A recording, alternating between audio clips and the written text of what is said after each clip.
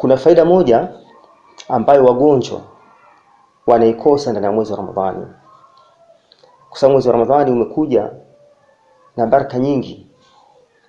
Lakini ajabu ni kwamba mtu maradhi yake anaweza kama dogo basi akayakuza ili mradi asifunge.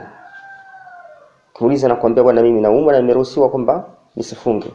Ni kweli umeruhusiwa usifunge. Lakini wapo baadhi ya wagonjwa wanapokuwa na program zao mbalimbali wanastahimili kutwa nzima bila kula ingawa na maradhi. Lakini ndani ya mwezi wa Ramadhani wanakuambia hawezi kwa sababu wanaumwa. Na wanakufulia kabisa na aya kwamba Mwenyezi Mungu amesema mgonjwa asifunge. Ni kweli haina shaka. Allah Subhanahu wa Ta'ala amesema وَمَنْ كَانَ مِنْكُمْ مَرِيضًا أَوْ عَلَى سَفَرٍ فَعِدَّةٌ مِنْ أَيَّامٍ أُخَرَ, kwamba yote yule ambaye ni mgonjwa au yupo katika safari ambayo ina shaka na madhila na dhiki ambayo kwamba itamfanya asiweze kufunga, basi asifunge ila aje kulipa katika siku zijazo. Sasa watu wanatumia aya hii ingawa kwamba katika programu zao mtu anakuwa anashinda kutwa nzima, lakini inapofika mwezi wa Ramadhani anakuambia hii aya Mwenyezi Mungu amesema ni kweli. Na mimi wala simanishi hapa kwamba kwa lazimisha wagonjwa wafunge, hapana. Ila nitaka mimi niwape faida wale ambao ni wagonjwa lakini wana uwezo wa kufunga ila wafungi kwa sababu ya kuifuata aya hii au amri hii. Kwanza Mwenyezi Mungu akuweka huru kwamba usiku kwamba utakapoacha kufunga na mwezi wa Ramadhani kwamba basi imeisha, hapana. Unatakiwa kwanza uje kulipa katika siku zijazo baada ya afya yako kutengemaa. Lakini kitu kingine ambacho labda watu wanashindwa kukiangalia vizuri, angalia mwishoni mwa aya hiyo Allah Subhanahu wa Ta'ala anasemaje? Anasema hivi: wa antasumu khairul lakum in kuntum ta'lamun, kama mtafunga pamoja na hali zenu hizo basi khairul lakum, ni bora kwenu, in kuntum ta'lamun, kama mkiwa mnajua.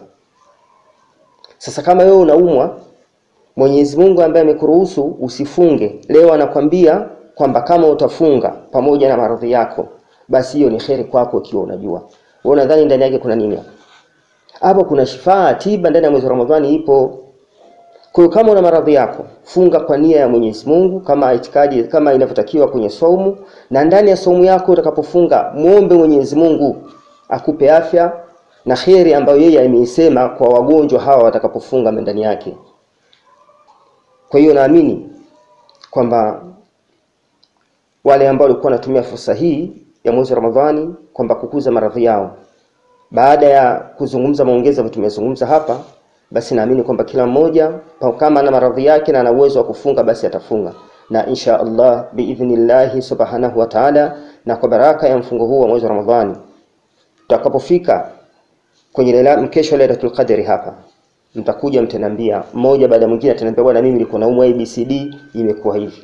Naamini kwamba mkifunga kwa nia ya dhati kabisa, Allah Subhanahu wa Ta'ala ataweta shufaa katika maradhi yenu, kwa sababu Mtume ameshatuambia sumu taswihu, kwamba fungeni mpate afya. Ina maana afya hii ni ya kwako wewe ambaye uneumwa. Ukiumwa utapata afya, ukifunga utapata afya. Afya hii ni ya kwako wewe ambaye uneumwa, afya hii ni ya kwako wewe ambaye mzima ambaye hujui maradhi gani atakupata. Kwa hiyo ukifunga kwamba Mwenyezi Mungu Subhanahu wa Ta'ala anakuongezea afya. Kwa yule ambaye afya yake imetetereka, Allah Subhanahu wa Ta'ala anaimarisha.